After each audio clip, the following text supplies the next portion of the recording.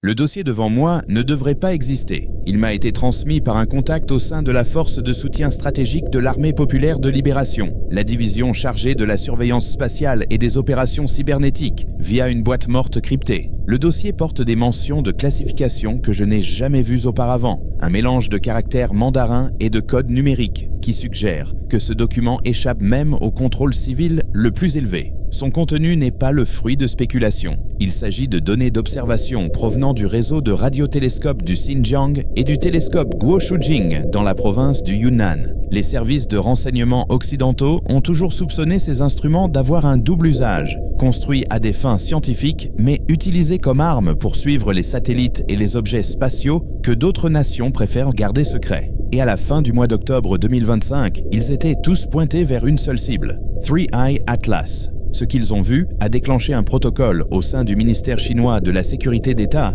que nous, en Occident, reconnaîtrions comme une réponse à une menace existentielle. Mais Pékin n'avertit pas sa population, il se fortifie en silence. Le document que je tiens entre mes mains décrit des images haute résolution de l'objet lors de son approche la plus proche du Soleil le 29 octobre. Les images ont été prises dans plusieurs longueurs d'onde, infrarouge, ultraviolet, radar et ce que le document appelle l'interférométrie à cohérence quantique, une technologie qui ne devrait pas exister en dehors des laboratoires de physique théorique. Et ce que ces images montrent n'est pas une comète. L'objet a une structure. Ce n'est pas un ellipsoïde lisse. Ce n'est pas un amas chaotique de débris maintenus ensemble par une faible gravité. Il est anguleux.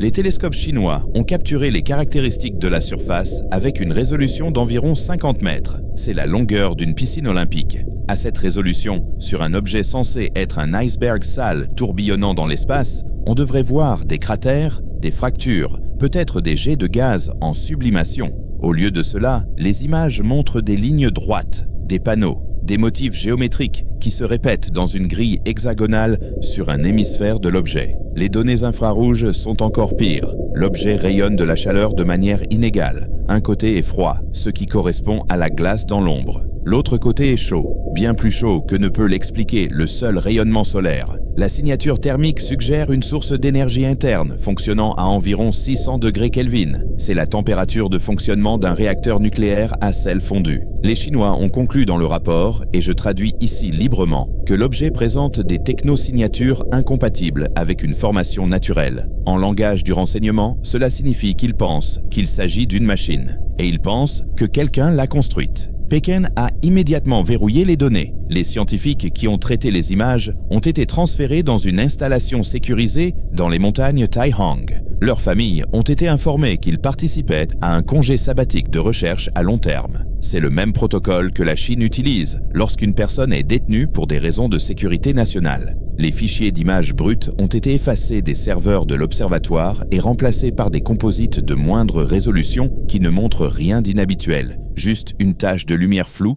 qui pourrait être n'importe quelle comète. Mais la fuite a quand même eu lieu. Quelqu'un à l'intérieur, peut-être un scientifique ayant une conscience, peut-être un officier militaire qui a réalisé que le silence était complice, a copié les données sur un disque dur portable et les a fait sortir. Ce disque s'est retrouvé entre mes mains il y a 3 jours. Et ce que je vois dans ces images est la preuve que nous ne sommes pas seuls et que celui qui a envoyé cet objet se moque que nous le sachions. Parlons de ce que fait cet objet. Les éléments orbitaux publiés par la NASA et l'Union astronomique internationale montrent que Three Eye Atlas suit une trajectoire hyperbolique, ce qui signifie qu'il vient de l'extérieur du système solaire et qu'il repartira de la même manière. Mais ce sont là des chiffres aseptisés. Les données chinoises comprennent des mesures de vitesse prises sur une période de 3 semaines à l'aide d'un radar Doppler. L'objet ne suit pas une trajectoire balistique. Il la corrige. De petites brûlures, de minuscules ajustements de sa trajectoire qui s'additionnent au fil du temps. Le 7 octobre, alors qu'il passait à moins de 28 millions de kilomètres de Mars, l'objet a modifié sa vitesse de 0,03%. Cela peut sembler insignifiant, mais dans l'espace, où il n'y a pas de frottement et où chaque action coûte de l'énergie, même une petite correction de trajectoire est significative. Les comètes ne corrigent pas leur trajectoire. Les comètes n'ont pas de système de guidage. Les rochers ne décident pas où ils veulent aller. Mais les vaisseaux, oui. Et les calculs présentés dans ce document montrent que Three Eye Atlas a ajusté sa trajectoire pour se rapprocher davantage de la Terre. Il n'est pas passé par hasard. Il nous visait. La deuxième révélation contenue dans le dossier chinois concerne l'analyse spectroscopique. J'ai vu le spectre public de 3I Atlas publié par la NASA. Il montre de la vapeur d'eau, du monoxyde de carbone et un peu de poussière. Des éléments typiques d'une comète, rien d'alarmant. Mais les Chinois ont utilisé une technique différente, appelée spectroscopie de rupture, induite par laser. Ils ont tiré un laser haute puissance sur l'objet depuis une station au sol, située au Tibet, et ont analysé la lumière réfléchie. Cette technique permet d'identifier des éléments qui n'apparaissent pas lors d'une observation passive, et ils ont trouvé du titane, de l'aluminium et des éléments de terre rares comme le néodyme et l'europium. Ceux-ci ne sont pas présents naturellement dans les comètes, ce sont des métaux industriels. Le titane est utilisé dans les coques des vaisseaux spatiaux, car il est léger et résistant. Le néodyme est utilisé dans les aimants puissants des moteurs électriques et des systèmes de guidage. L'europium est utilisé dans les blindages anti-radiation et les barres de contrôle des réacteurs. Les concentrations sont faibles, de l'ordre de quelques parties par million, mais elles sont bien présentes. L'objet n'est pas seulement constitué de roches et de glace. Il perd des fragments de quelque chose de manufacturé. Soit il est recouvert d'une coque technologique, soit il perd des matériaux provenant d'un mécanisme interne qui se dégrade en se réchauffant près du Soleil. La réaction du gouvernement chinois a été immédiate et coordonnée. Dans les 72 heures qui ont suivi la réception des données spectroscopiques, Pékin a activé son comité de mobilisation de la défense nationale. Il s'agit de l'organisme chargé de faire passer le pays de l'état de paix à l'état de préparation à la guerre. Les abris souterrains des grandes villes, qui avaient été officiellement mis hors service après la guerre froide, ont été discrètement réapprovisionnés. Des images satellites provenant de fournisseurs commerciaux montrent des convois de camions entrant dans le réseau de tunnels de Xishan, à l'ouest de Pékin. Il ne s'agit pas d'exercice militaire, mais de ravitaillement, de la nourriture, de l'eau, du matériel médical, en quantité suffisante pour subvenir aux besoins de millions de personnes sous terre pendant des mois. L'explication officielle est qu'il s'agit d'un exercice de défense civile en prévision de catastrophes naturelles. Mais on n'active pas les bunkers de continuité gouvernementale pour un exercice de simulation de tremblement de terre. On les active lorsqu'on estime que la surface n'est plus sûre. La Chine est également en train de repositionner ses ressources spatiales. La station spatiale Tiangong, qui était en orbite stable depuis des années, a soudainement effectué une manœuvre orbitale majeure début novembre. Elle a augmenté son altitude de près de 100 km. La raison officielle invoquée était d'éviter les débris, mais il n'y avait aucun débris sur la trajectoire prévue. D'après les données de suivi que j'ai recoupées, il s'agissait en fait d'une trajectoire qui plaçait la station directement sur la trajectoire de la queue de 3I Atlas. Ils ont déplacé la station pour éviter toute contamination. Cela me laisse penser qu'ils savent quelque chose sur ce que l'objet libère dans l'espace et qu'ils ne veulent pas que leurs astronautes y soient exposés. Parallèlement, le satellite relais lunaire chinois Kuekiao, qui soutient normalement les missions sur la face cachée de la Lune, a été réaffecté. Son antenne n'est plus pointée vers la Lune, mais vers l'espace lointain, où elle suit quelque chose. Je pense qu'elle suit 3I Atlas alors qu'il s'éloigne du Soleil, afin de surveiller tout changement de trajectoire ou toute transmission. Le document comprend une section sur le renseignement d'origine électromagnétique. Les Chinois ont écouté l'objet. Ils ne se sont pas contentés d'enregistrer passivement les émissions, mais ont activement essayé de décoder les schémas. 3I Atlas émet sur plusieurs fréquences. Le signal principal est une impulsion régulière dans la bande L, autour de 1,4 GHz. C'est la même fréquence que celle émise naturellement par l'hydrogène, ce qui en fait un canal universel que toute civilisation technologique surveillerait. La fréquence des impulsions n'est pas aléatoire. Il s'agit d'une séquence de nombres premiers, 2, 3, 5, 7, 11, 13, en boucle. Ce n'est pas un phénomène naturel. Les nombres premiers n'apparaissent pas dans la nature avec une telle régularité. Les pulsars émettent des signaux réguliers, mais ceux-ci sont basés sur des vitesses de rotation et non sur des séquences mathématiques. Il s'agit d'une balise. Elle s'annonce. Et le plus terrifiant, c'est que le signal devient de plus en plus fort. Alors que 3I Atlas s'éloigne du Soleil et se dirige vers son point le plus proche de la Terre le 19 décembre, l'intensité du signal augmente. Il ne s'affaiblit pas avec la distance, il s'amplifie. Cela signifie soit que l'objet se rapproche de nous plus que ne le suggère sa trajectoire officielle, soit qu'il augmente délibérément sa puissance de transmission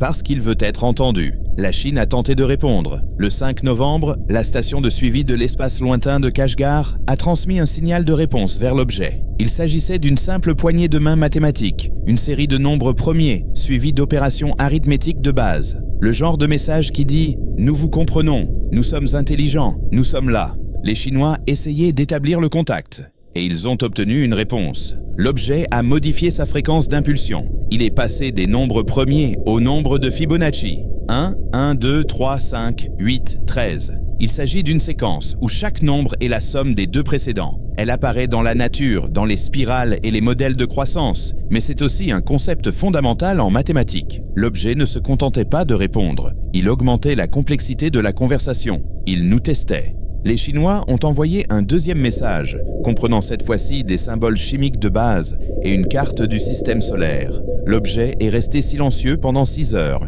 puis il a transmis une rafale de données si complexes et si rapides qu'elles ont submergé l'équipement de réception. Les données sont toujours en cours d'analyse, mais le décodage préliminaire suggère qu'il s'agit d'une carte en 3 dimensions. Pas de l'espace, mais d'autre chose. Des structures moléculaires, peut-être, ou des plans. Les analystes du rapport l'ont qualifié de schéma, une conception pour quelque chose. Ils ne savent pas quoi, mais ils sont terrifiés à l'idée qu'il s'agisse d'instructions.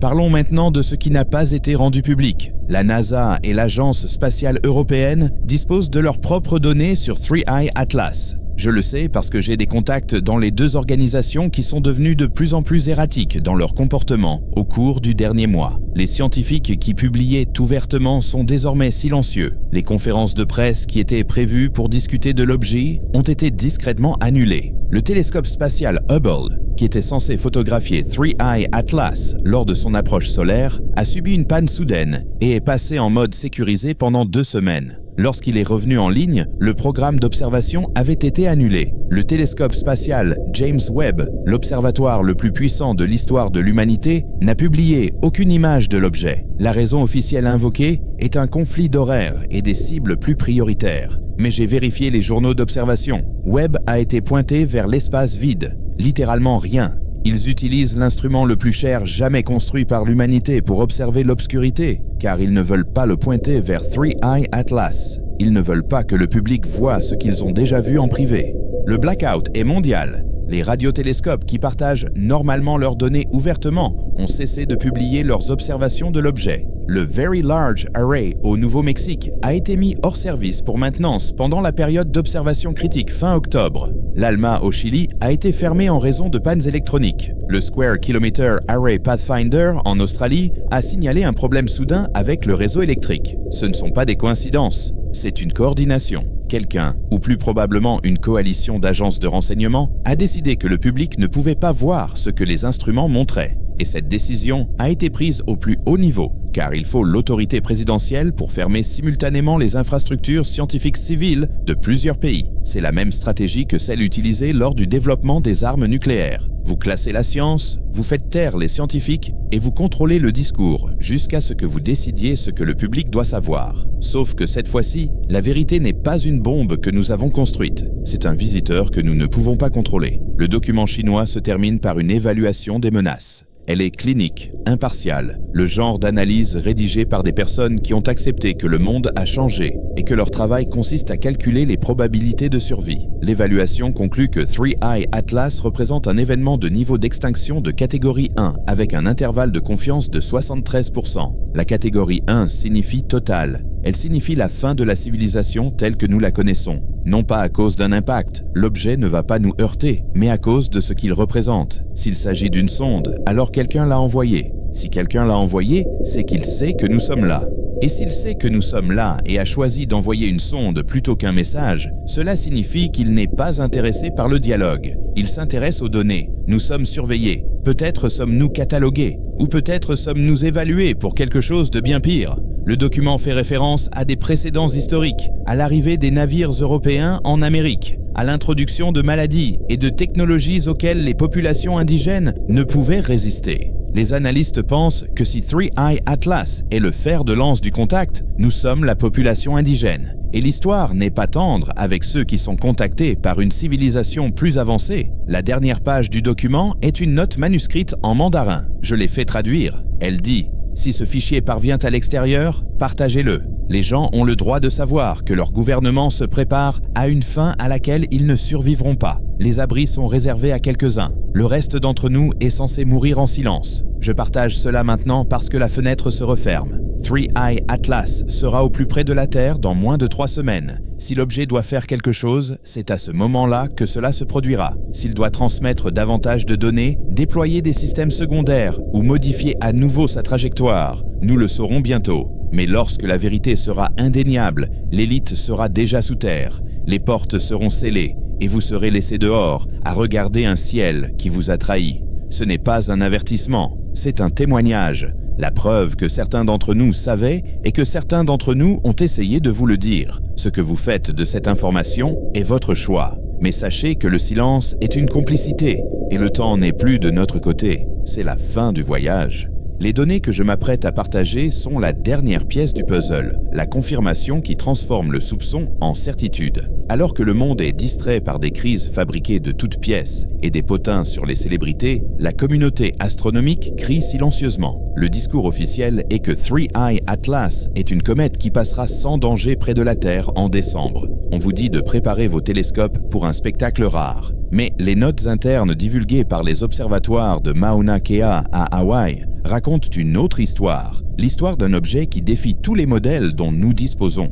Examinons la chronologie des événements. Selon les éphémérides publiques, 3I Atlas était censé être visible par les astronomes amateurs tout au long du mois de novembre. Mais posez-vous la question, quelqu'un de votre entourage l'a-t-il réellement vu ? Les forums regorgent de plaintes concernant le mauvais temps, les pannes d'équipement et les conditions de visibilité mystérieusement mauvaises. Ce n'est pas de la malchance, il s'agit d'une guerre électronique. L'objet est actif. Il ne se contente pas de refléter la lumière du soleil, il la manipule. Le dernier rapport du Zwicky Transient Facility, auquel j'ai eu accès grâce à une faille dans leur pipeline de données, décrit un phénomène appelé suppression localisée de l'albédo. En clair, l'objet s'éteint. Il assombrit sa coque pour se fondre dans le fond de l'espace. Un rocher ne peut pas faire cela, un vaisseau furtif le peut. Le comportement de l'objet près du Soleil a été le premier signal d'alarme majeur. Le 29 octobre, 3I Atlas a dépassé son périhélie. Les comètes standards s'échauffent, libèrent du gaz et s'éclaircissent.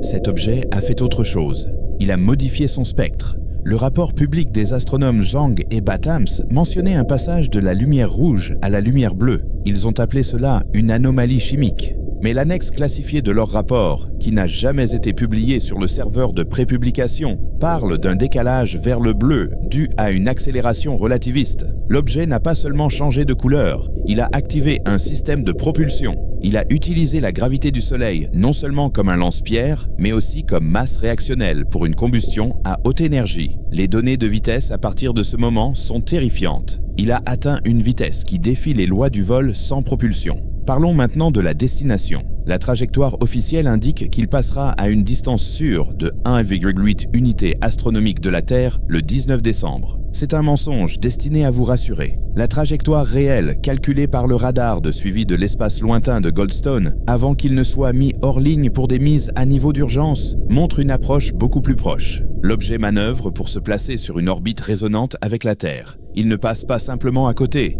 il se gare. Il a l'intention de s'aligner sur notre vitesse et de rester avec nous. Pourquoi un visiteur interstellaire parcourrait-il des années-lumière juste pour passer à côté ? Il ne le ferait pas. Il s'arrête parce qu'il a quelque chose à faire ici. Le silence des grandes agences spatiales est assourdissant. La NASA, l'Agence spatiale européenne, la JAXA, elles sont toutes sur la même longueur d'onde. La retransmission en direct de la Station spatiale internationale a été coupée plus souvent au cours du dernier mois qu'au cours des 10 dernières années combinées. Chaque fois que l'orbite de la station l'amène dans le champ de vision de 3I Atlas, l'écran devient bleu. Ils prétendent que le signal est perdu. Mais j'ai les journaux de télémétrie. Le signal est fort. Ils coupent manuellement la transmission vidéo. Ils ne veulent pas que vous voyiez ce que les astronautes voient.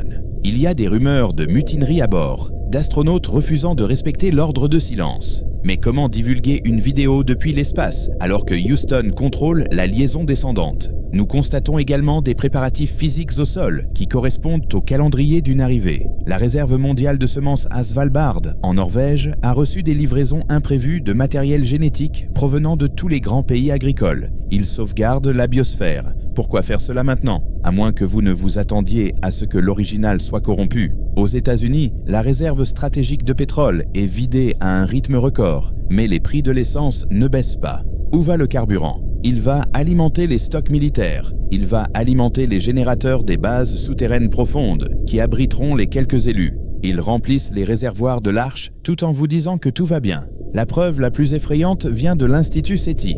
Depuis des décennies, ils écoutent les signaux. Le 14 novembre, ils en ont trouvé un. Mais il ne provenait pas d'une étoile lointaine. Il provenait de l'intérieur de notre système solaire. Il provenait de 3I Atlas. Le signal était une rafale de données à haute densité, compressée et cryptée. Il était dirigé vers la Terre, plus précisément vers l'hémisphère nord. Le volume d'informations contenu dans cette rafale est stupéfiant. Il s'agit de pétaoctets de données transmises en quelques millisecondes. Nous ne savons pas ce qu'elles contiennent, mais nous savons qui les a reçues. Le signal a été intercepté par des récepteurs militaires, mais aussi par des fermes de serveurs privés appartenant à de grands conglomérats technologiques. Les milliardaires ne se contentent pas de construire des bunkers, ils construisent aussi des récepteurs. Ils ont conclu un accord. Ils téléchargent les instructions. Que va-t-il se passer ensuite? Le 19 décembre est la date clé. C'est à ce moment-là que l'objet sera le plus proche de la Terre. Si la trajectoire divulguée est correcte, 3I Atlas entrera en orbite haute autour de la Terre et commencera sa mission principale. Nous ne savons pas si cette mission consiste en observation, communication ou terraformation, mais nous savons que les gouvernements du monde entier ont décidé de ne pas la combattre. Ils ont décidé de se cacher. Ils ont accepté de ne plus être aux commandes. La transition du pouvoir a déjà eu lieu.